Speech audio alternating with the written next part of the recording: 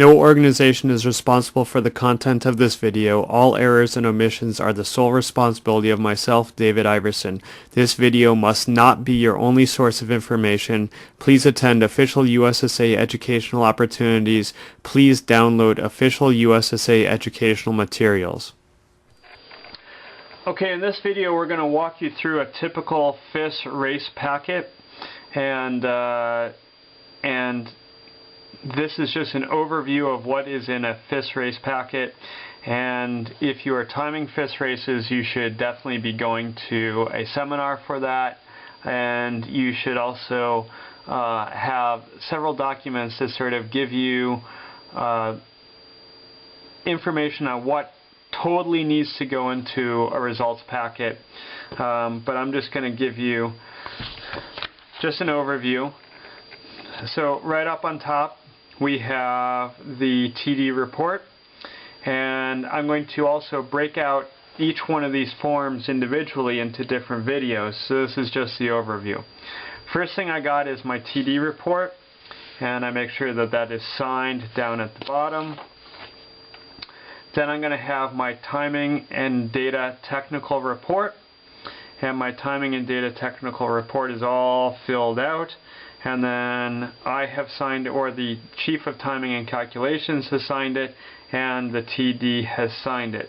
Once again, we're going to break out all these forms individually. Next, I have my results, my official results, initialed by the TD, double checked to make sure that everything makes sense, initialed by the TD. Finally, last page, signed by the TD. Then we have our penalty calculation, and our penalty calculation is signed by the TD.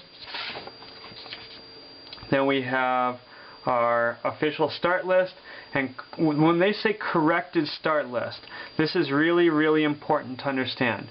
When they say corrected, they actually just mean completed. Before you run the race, you're not going to know things like second run start gates, like how many second run start gates there were, or how many second run gates there were. So basically you have to have everything filled out. Some people have it in their heads that on a corrected start list you're supposed to cross out the DNS athletes. That's incorrect. Or that, so basically, if you added somebody to the race, which might happen in a FIS race, it's pretty common for it to happen in a USSA race, the person that you added needs to appear on the start list in the order in which they started. But not handwritten in, printed out from the computer. So you entered them into the computer, and then at the end of the race you print out the first run start list, and then just leave it. Make sure you have all the information filled out. I'll get into start lists later. Don't want to get into it now. So there's my start list. Then, because this is a Super G, I only have one ref report, and it was really very simple. No DSQs, no DNSs, no DNFs. Very simple race. And so there's, if I was doing a GS or a slalom, I would have a first run and a second run. And then I've got my program for the race. So I've got my FIS program. Here, this is my jury minutes. So right now, I'm sorry, this is also the program. So this is the second page of the program. And after the program, this is really critical. Here's my attendance sheet for the team captains meeting.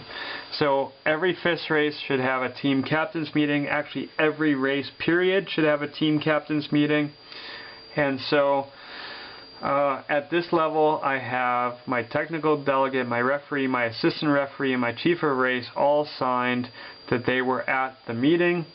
And then down here I have various coaches that were representing athletes at the meeting. And then down here, I believe that's Tim McGuire signing in as a representative of USSA under the guest section. So I have my attendance list. Now, next I've got my minutes of jury decisions. So minutes of jury decisions, I'll break that out later.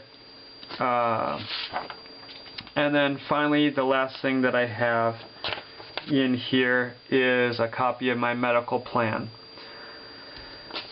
Okay. All those will be broken out into separate videos eventually.